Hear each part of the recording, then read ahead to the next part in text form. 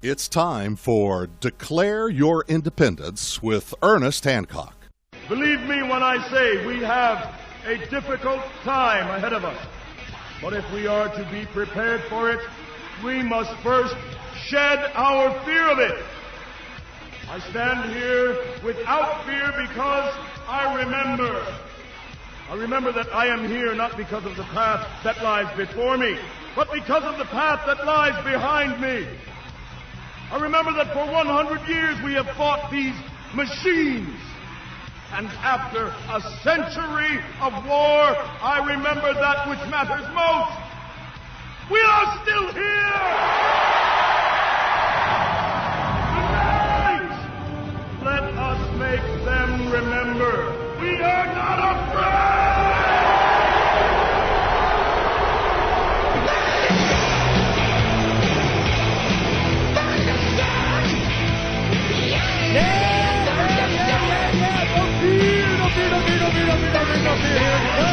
Your Independence, me, Ernest Hancock, another independence declaring kind of individual, John Bush. John Bush, the founder of Live Free Academy and the visionary behind Exit and Build Land Summit. John has inspired thousands to break free from dependency and start building lives rooted in freedom, sovereignty, and self-reliance. Now, John and I met back in revolutionary days, Ron Paul, and we got to hang out in Texas, at Ron's 90th birthday party here just a couple weeks ago. So that was from his 10-acre Radical Roots Ranch, man, we're all creative in that, in Bastrop, Texas. John is living proof that it's possible to exit the broken systems of control and create something sustainable and real. Through homesteading and decentralized organizing, he's laid the groundwork for a powerful parallel society, and he's here to show you how to do the same. Now, we are overlapping in our interest of, so we're going to talk about this. I'm just going to let John tell us what his vision is, how it's going, what he's learned, what's going in the future, because here it comes. We're going to need this kind of thing. So, John, go ahead and introduce yourself. Tell us everything important about John and what you're doing and why we need to pay attention. Go. All right. Well, thanks for having me there, Mr. Ernie. Always a pleasure. And it was great to hang out at Ron Paul's 90th birthday party. What a great event that was. It was like a reunion. So, yeah, I'm glad to see you still got the energy that you're bringing on the show, of course. I remember hearing you belting out over PorcFest on the loudspeakers many times. But yeah, my name's John Bush. I've been in the activism game for over 20 years. Woke up as a 9/11 truther back in 2002, shortly after it happened, and then went down the rabbit hole of conspiracy research. Learned about libertarianism through the good Dr. Ron Paul in 2007, and then, of course, the quick evolution or devolution from libertarianism to anarchism and agorism. Started exploring alternative institutions, as I used to call them, building the parallel economy back in 2010 or so, 2009 really, when I became dissatisfied with politics. But since then, I've really just focused on what can we do in order to live free now, experience liberty in our lifetimes. And it really has to do with creating these alternative systems and infrastructure, homesteading, growing your own food, trading financially outside the system. I was doing silver dimes, just like Ernie. In fact, maybe I heard about it from you guys way early on with the dime cards. I know Drew Phillips was way into it. Yeah. But we were getting folks to try to accept silver dimes at farmers markets here in Austin way back in the day. Then learned of Bitcoin, was a little skeptical at first. Actually, I didn't have the mental capacity to lean into it. That's why I just kind of ignored it the first time I heard about it, like in 2011 or so.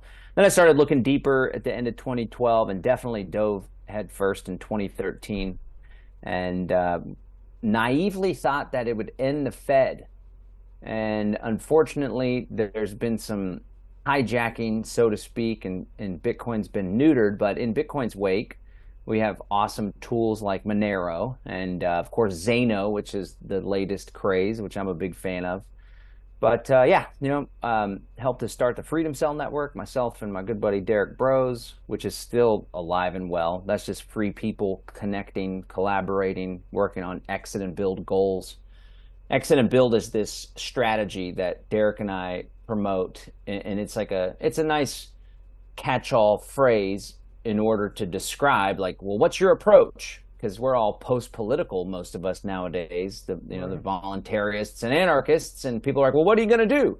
Well, we exit and build. We exit the beast system, exit the centralized, coercive, corrupt systems that we disagree with, that are useless, that are trying to enslave us, and we build new systems that are decentralized, voluntary, transparent, and really that's what it's all about. And it's catching on. I think your work.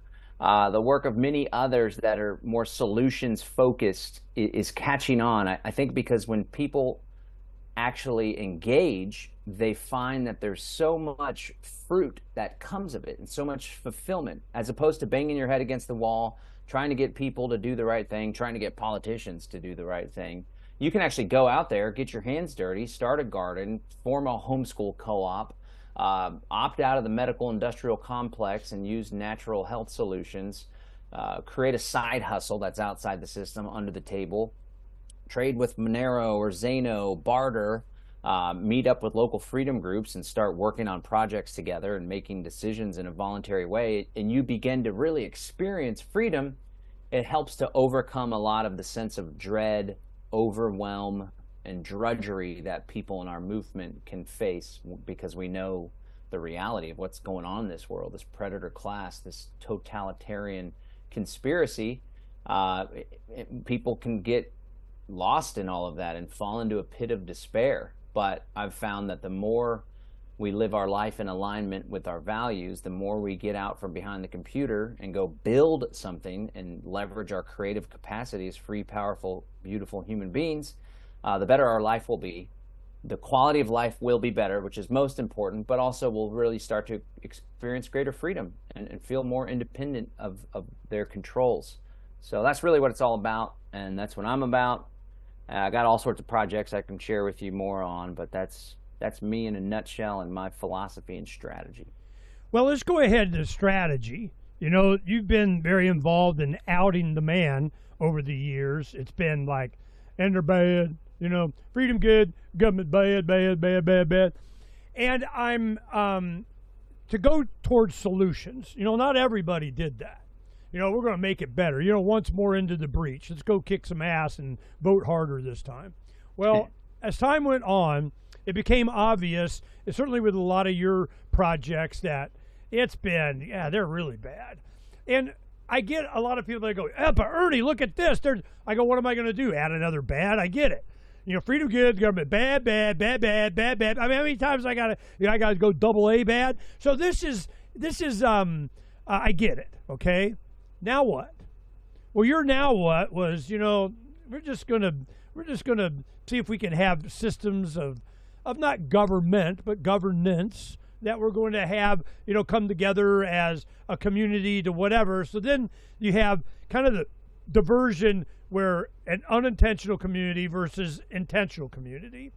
And there's a lot of advantages to both for different reasons, but an intentional community requires that people get along and they have a communitarian sharing, which in a freedom voluntarist, where you do you, peace out, do what you, there's no central plan for freedom, do what you want, But there's advantages in that. You can pool resources to have, get that tractor you couldn't afford on your own, to get a community building bathrooms, showers, and kitchen of whatever, and then you build from there. But, then you got the personal things, that always get in the way.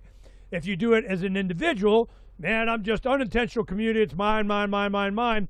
And then, do you have the resources? How many people does it take to build a house? I mean, that kind of thing. So it's, you and I have kind of approached it different ways, but there's really no central plan for success in a voluntarist society, but there are traits and aspects of who you're dealing with, how you vet people, and that's one thing I was talking. I know Curtis Stone. I was interviewing him, talking to him, and he goes, You know how you vet? Money. When I charge, a couple $1,000 for, you know what?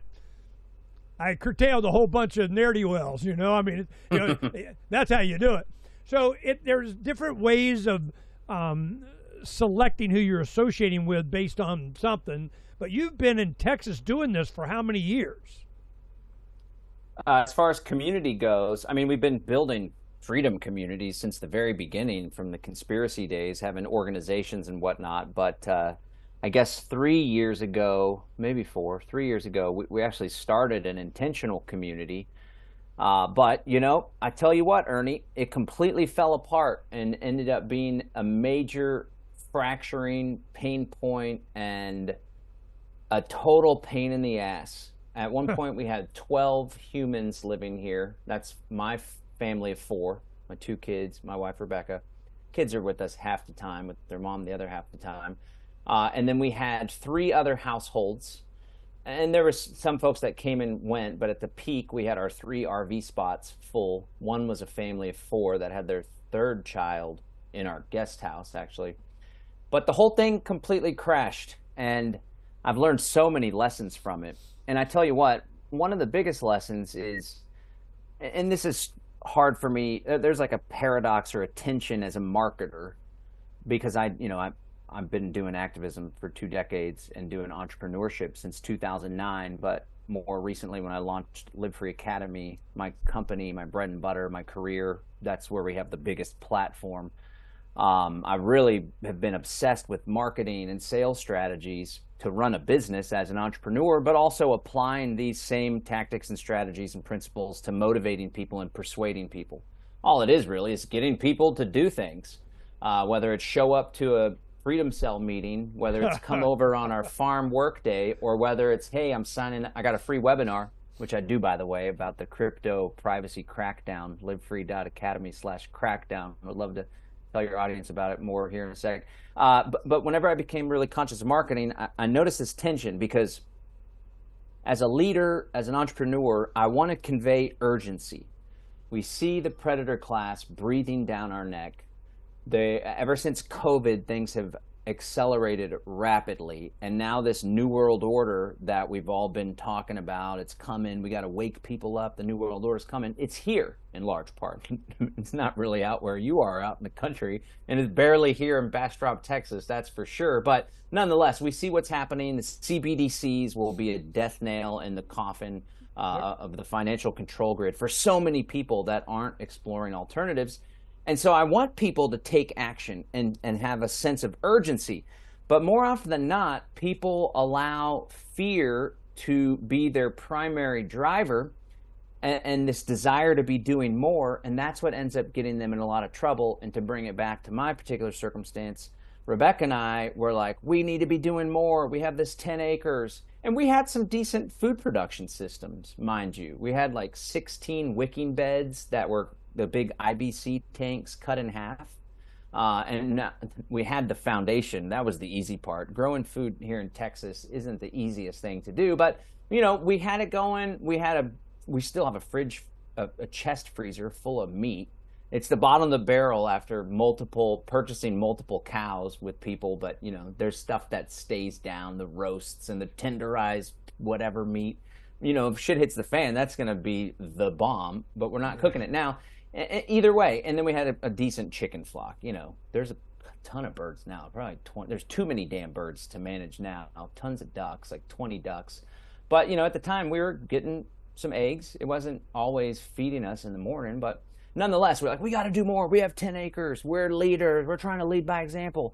And it was that drive to do more that led us to rush into one of the families that moved out here, which ended up, and I'm not blaming them, because I choose as a successful person to take responsibility for everything that happens in my life. Even if someone else does it, I allowed them into my life, or I attracted them into my life, or God's trying to teach me a lesson that I just won't get. So he's going to put me through some pain, which has been the story lately. But this family and this individual, they were going to come and do this barter situation where they didn't pay rent, and they worked on the land. and there weren't proper agreements in place. We only met their family twice before inviting them to live right outside of our bedroom window across the way. And it ended up being a total disaster, a total nightmare. And it's funny what you say about Curtis Stone and that money as a check. I'll talk about that. It's not the most popular thing to talk about, but I've reached the same conclusion, and this is not throwing shade at anybody that's not doing well You financially. gotta be invested. I've had my own ups and downs myself, but it is an indicator of somebody being able to get shit done in a financial world. Like it or not, we live in a financial world. There is a money system. There is the need to produce value for other human beings in exchange for money so you can go buy shit and feed your family and have a roof over your head. And folks that are still like, total mess, chaos, nightmare, destruction, eking by, go fund me for this. We're getting kicked out of the house for that. I was there for a while. I knew you while I was there. I'm not there anymore, thank God. It just takes persistence and believing in yourself. But it's like, yeah, that's a good indicator that somebody's going to be easy to deal with or difficult. It's not every single time, and I don't want to generalize. But this family that came was in a very tough financial spot, and there was a lot of spillover. So I'm totally with you. It's not the easiest thing to do. I do believe that it's the ideal for us to live in community as in proximity. But I'm with you on, Rebecca and I own the property. Well, the bank owns it, but we're buying the property from the bank. But it was our place. It's our place. And there is a power dynamic and a challenge when it's other people on your land. And so I think the optimal thing to do, there's private realm strategies to do this with, using a land trust, a common law, non-statutory land trust, and a private membership association. There's also old school. Let's all chip in and buy 100 acres and split it up into 10 10-acre plots.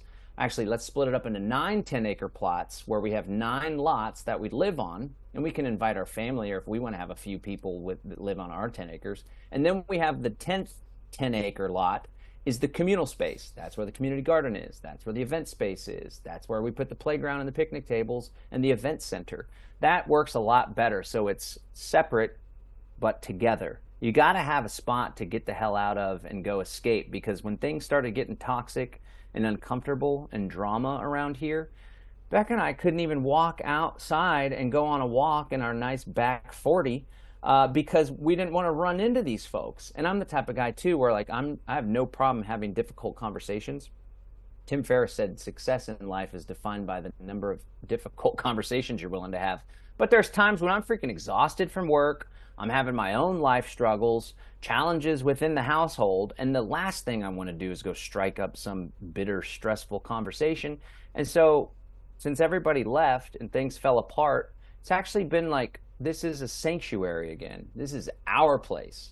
We're the ones working our ass off to pay the mortgage. This wasn't even like a money-making thing, even though some of the people here were paying rent, because all the money was going back into the chicken feed and all of the projects we were doing. Well, what was your goal? You had the people, we need more people to come in because we have a goal of, something. We want to share the what. We want to be able to combine for what? What was the what? Food production was a big piece of it. Strength in numbers. That's another thing too. Like Ernie, being in the game for so long, as you well know, everybody thinks shit's going to hit the fan tomorrow or next year. It's always right around the corner. And then there's always people that are like, September 15th, and a lot of people, they just say, I saw it on this video, or this influencer said it's all coming down next October. And you're like, yeah, give me a freaking break.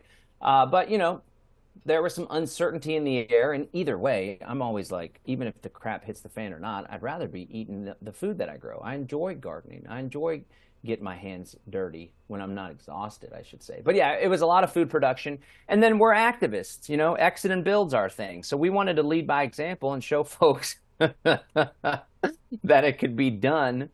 But the beauty too of being vulnerable, like I'm not trying to hide. I'll just teach people what not to do, and there's so much more value in that, arguably.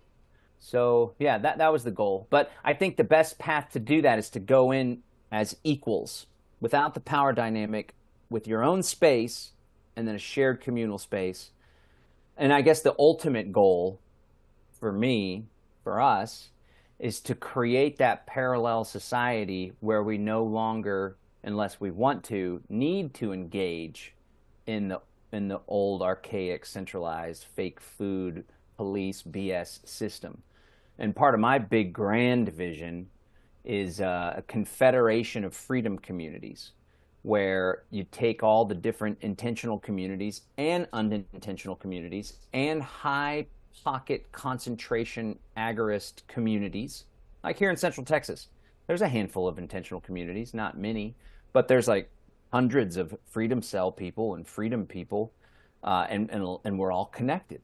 So that would be one of the communities. And you create these little nodes, and then the nodes trade amongst themselves, exchange value, exchange information on best practices, worst practices, and ultimately, if things get hot, we'll defend one another, support one another, show up for mutual aid.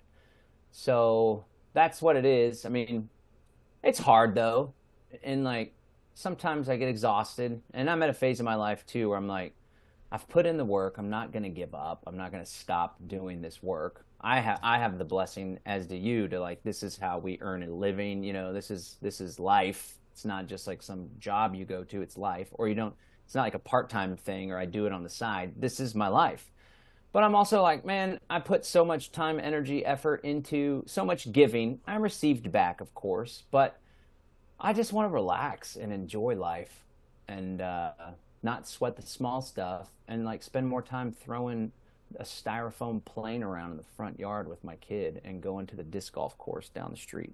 That's really what freedom's all about. Enjoying life. How free are you if you're freaked out all the time and spazzing out about some collapse next week that never comes? Even if the collapse does come, what are you going to do? Spazz out or just do what we're doing now? You know, it's not going to be much different, especially if you get your ass out to the country. Mm-hmm. So, yeah, I got a bunch of questions, you know, and you know, having gone through, you know, when the Levolution first got going, and you know, we were heavily involved in that, and you meet so many great people. Oh, I found my tribe. I mean, these guys, man, we're on the same page. Well, a lot of people, of course they wanted Donna and I. Of course they wanted you. You know, of course they wanted, you know, the productive people that know what's up and get along and go kick ass. You know, I need you kicking ass on, you know, our property. We could get together and, you know, we'll share the whatever. And I'm going, well, of course you want, you know, Donna and I be there. What makes you think I want to live with you? I mean, you know what, you got these cute little kids that are, you know, 9, 10, and 12, you know, but what happens when they get testosterone and estrogen flowing through their bodies in a 2-stroke dirt bike? I mean, you know, then it's, you know, noise and a pain and kind of who's raising your kid on my property, you know that? So it's there's always these challenges. And if you look, I just did it while you were talking, I go, well, what about the Amish? I mean, the Amish, you know, they have what this is what it says. Yes, Amish families do own their land and property, purchasing it just like other citizens. They are not a collective or communal land-holding society. Instead, individual Amish families own their farms and homes and wealth often tied up in these land holdings. They contribute to their local communities by paying real estate taxes on this land, supporting infrastructure and services they want, blah, blah, blah.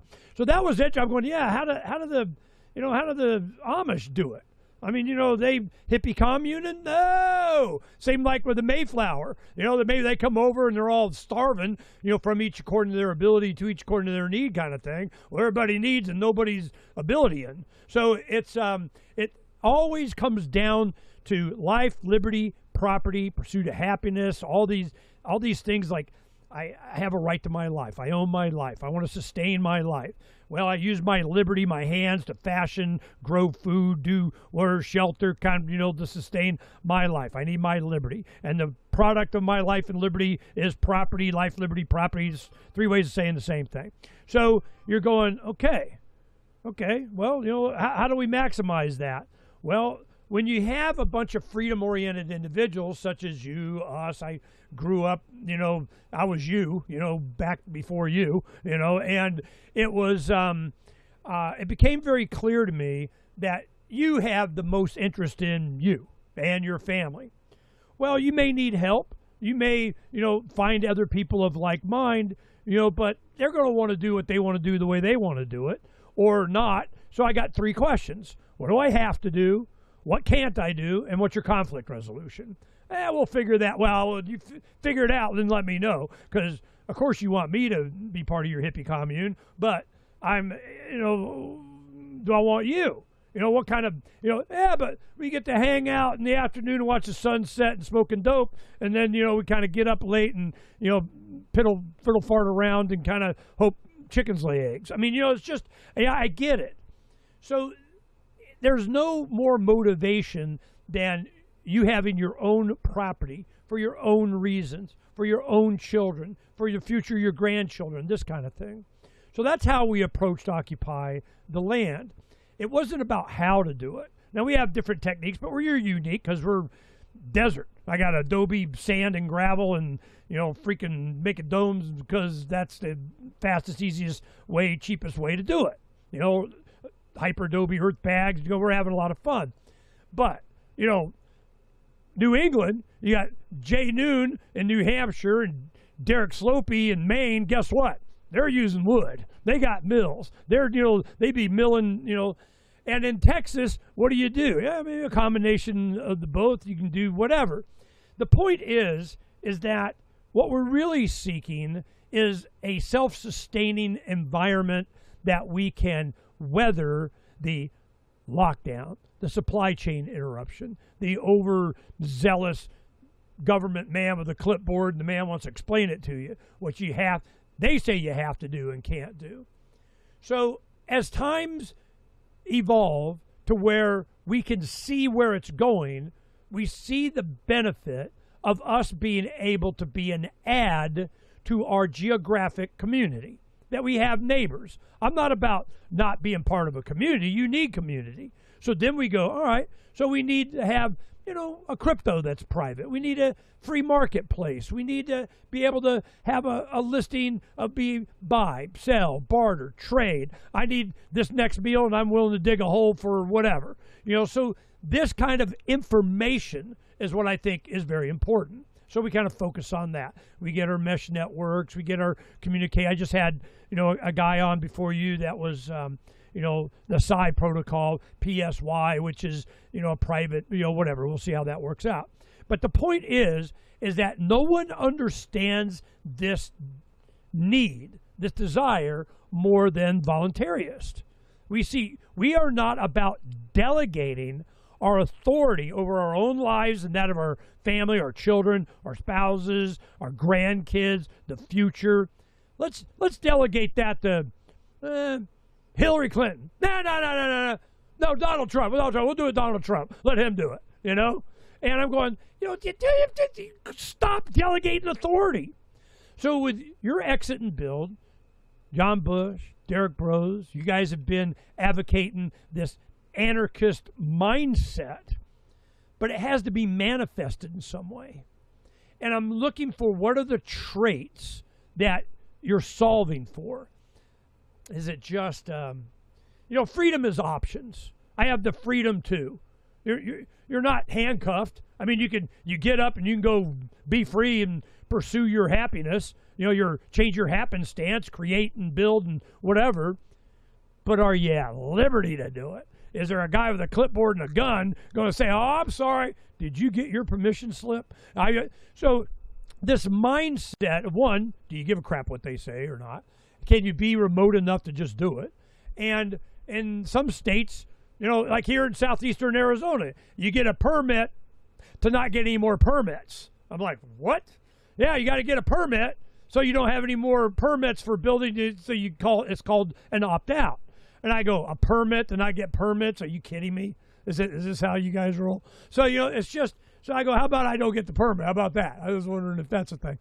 So this is something that you and I and our mindset and people that are supportive of our efforts are very interested to see what happens and how this is structured and how it works, because not a lot of people have done this or even think this way. They're looking for a permission slip. We got to get in there and change the law so I can be free. Hell, I'm not in handcuffs. Nobody's telling me what I can't do. I mean, we wake up an anarchist, individual doing what sells sure as hell when you're way out in the desert. Like, I got one neighbor within 5 miles. I mean, seriously, he's not hearing my rock and roll. You know what I mean? So I'm just this is an example of what we're trying to instill a desire in the minds of the people. Occupy the land, exit and build. Just do it. Where's the problem? It's always other people. Other people that think they got a shiny badge, other people that are in your life bother you, other people that have their desires and goals are different than yours with your stuff, other. The more you can separate from the other and keep a voluntary relationship and just rule one, don't be a dick. Be a good neighbor. Help when you can. Look for an opportunity to help. You might need that help.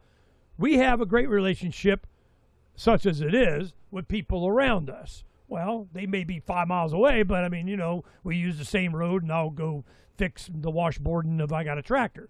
But the thing is that I want to know, with all that said, where you think we're going. How much time do we have? Does it even matter? What is it that you have distilled down as the important aspects of your exit and build strategy now? Well, a lot came up for me. You're talking about traits for folks. One important trait is for people to believe in themselves. I think ultimately that's one of the biggest hindrances from people that know about the problem, care about freedom. The biggest thing holding them back from actually doing anything isn't the man, isn't the folks that won't leave them alone. It's not Klaus Schwab or the local bureaucrat. It's them not believing in their ability to get stuff done, because a lot of people never really had to do stuff on their own. They don't know the first thing about project management, or how do I put a plan together? What happens if I reach an obstacle or a hurdle? How do I overcome that? Or do I even have the discipline to push through the resistance instead of just giving up and going back to scrolling on Twitter and watching Rumble videos? So that's one thing. We always talk a whole lot about mindset and more spirituality, just getting people to believe in themselves and recognize the inner divine creativity that lies within each and every one of us. And then dealing with people, first of all, to answer your question about how much time do we have, I don't think it matters. And the idea is to live free now. And the idea is there's two motivators. One is like to avoid pain. The other is to create happiness. And then there's this law of attraction thing, where if we focus more of our energy on avoiding the New World Order and the bureaucrat's going to come get us and the system's going to collapse, we're going to manifest more of that into our lives. Where attention goes, energy flows, right? But on the other hand, if we're like, we just want to live a good life that's in alignment with our values and spend some time with some good people and eat good food and spend time with our family and our kids, that's what we're about. Then we're going to create more of that in our lives. So we got to step out of that fear. No fear, no fear, no fear, no fear. And really just step more into faith. Faith that everything's going to be okay at the end of the day. Putting together this presentation for this webinar. It's all about the privacy, it's called the Crypto Privacy Crackdown Strategic Report. And I'm going to break down how, even with Monero and Zano being these wonderful tools, they sure are getting harder and harder to access, and they're still not the easiest thing to use by any means. And so as Bitcoin came out, and then that accelerated the CBDCs, and then we also have these privacy coins, but now the predator class is cracking down on crypto, bringing it into their regulatory scheme, controlling it, shutting off the on-ramps and off-ramps. And I'm doing that live Thursday the 4th at 11 a.m. If people are watching this before then, you could sign up, livefree.academy/crackdown. Then I'll have the replays available for a while if people want to watch it evergreen. But one of the things I'm going to point out in that is, like, we're going to focus a good amount of attention analyzing how they're trying to stop the flow of cryptocurrency, private cryptocurrency even. Of course, they can't stop it is the big trick. if you play your cards right and you know what you're doing. So that's one piece. But then the other thing is, at the end of the day, it's not the predator class that's most responsible for stopping us. It's our own limiting beliefs, our own lack of conviction and confidence. But at the end of the day, also, like, the price of liberty is eternal vigilance. This is it. This is life. There's no start and stop to this game that we're a part of. If you're listening to this broadcast, this is how things are going to be for the foreseeable future, for the rest of our lives. Our children and our grandchildren will inherit the struggle against tyrants and technocrats. And the more that we do to lay the groundwork for them, with them in mind, especially your kids, but if you don't have kids, then start thinking about your community, the people that you know that are freedom people. And if you don't know freedom people by now, what the hell are you doing? Get out of your little bubble. Get over your social anxiety. Drink some freaking Kratom if you need to. It helps a lot with anxiety for folks that are struggling. Do whatever you need to do. You got to be meeting people, and there's no excuse why you shouldn't meet people, even if you got to take a couple concentric circles out. Like, the ideal people to meet are like agorists, and they don't care about politics, and they eat good natural food, and they're like peaceful and chill. But if you got to go a step or two beyond, hang out with the MAGA guy. Hang out with the prepper. Hang out with the left-wing hippie that's kind of esoteric and like weird floaty spirituality. Even if you're a Christian, it doesn't matter. Just find good people if you don't have anybody. Take a couple circles out is one of the things I teach. But this is life. The price of liberty is eternal vigilance. Flip the script. We're not like resisting and fighting. We should feel blessed that we're born in this time, because we get to have an impact and we get to leave a legacy of liberty for future generations. The time is now. So that's another piece. Let me ask that question. It started like this. We're going, all right, we do the Love Bus Liberty Tour, try to get smaller. Have you been to our home in North Phoenix? You've been there, haven't you? Yeah, just a couple times. So it was a couple of acres. We had a bunch of chickens. With the pool, yeah. Yeah, it was nice. But I felt fat, man. I mean, we're getting a little too, we're not as nimble, mobile, so we need to lean out here a little bit. So we went ahead, sold everything, distributed it amongst our, kids and grandkids, and everybody got, the barrels full of, prepping, whatever the hell. And got small, put in storage, and I can't live without it, whatever it was. And, we had that. And mostly tools and so on. But then we went on the road and Love Bus Liberty Tour for 4 or 5 years. Back and forth during COVID. We got to meet a lot of people, see a lot of different ways people were living, what worked and didn't work. And we knew we wanted to get a place remote in the desert. Doing that, it really gave us what was important. What was important was leave me aloneism, basically. We get out here every time, it's a ways out. It's a thing getting out here. But from town, it takes us an hour and a half to go big box store kind of thing.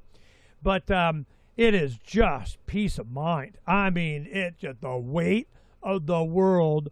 And what's at least, if not more important to me, is that's how Donna feels. Donna, we're so glad to be out. Oh, we lucky about it. She's digging it. And I'm like, it's a 120-degree desert. Yeah, and I love it, Well, she's from Pennsylvania, and snow is not an option. So this is, we're just going to, we hit, it's September 2nd. My oldest daughter's 40th birthday, by the way. Damn, so I'm old. So what happens is I go, we made it through the summer. It's beginning of September. Woohoo! The night temperature's going down to 7. We made it, because it's like 6-8 weeks of, oh my God, out in the desert. The rest of the year is just freaking awesome. And we survive. We have evaporative cooler and a little bedroom air conditioner, so we're doing all right. But no electric bill. Everything's solar. Got our own water. Got our own, we haven't done the planting and food and chicken and all that stuff. We got to get infrastructure and get our first homes built, and we're in the middle of that. So it is a perspective that what is your goal? It is peace of mind. The pursuit of happiness is like happenstance. It's not like a emotion like joy or something like that. It's more your pursuit of being able to fix your environment. your circumstances, your happenstance, my pursuit of happiness, my conditions that I'm willing to work for to live in. This is what's going to be the driver, I think, in the future as our system starts to have more and more cracks. And it's going to be two things that you're going to notice. One, it's going to be a food thing. It's going to get to where it's not available, it's too expensive. There's going to be people on the line that they cannot afford to eat and pay all their bills. That's just coming. Because that's just common. The other thing is that, like even in the Soviet Union, you were able to buy stuff. You could get whatever you wanted, blue jeans and Elvis Presley albums, if you had enough money. They were not without. It was not for the common plebes, man. You're not allowed. Or you don't have the infrastructure or the markets to be able to do that. We have to have a parallel market, devoid of the controls of the central plan of they, them, those.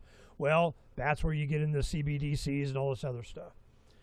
So with this mindset, it's the voluntarist, the anarcho-capitalist, the leave-me-alonist, or whatever you want to call them, that are examples by our efforts and John's and Derek's and everybody. There's a lot of people that are out there doing it. And one thing has really changed in just the last few years. Technology. The production of energy has plummeted. I spent $15,000 what even a decade ago I had for the same capacity was $60,000 to $80,000. All of a sudden, woo, energy I have a freezer. Hell yeah, and I can live in it, So this is, you have that energy ability. Then different building techniques, communication by satellite and mesh networks.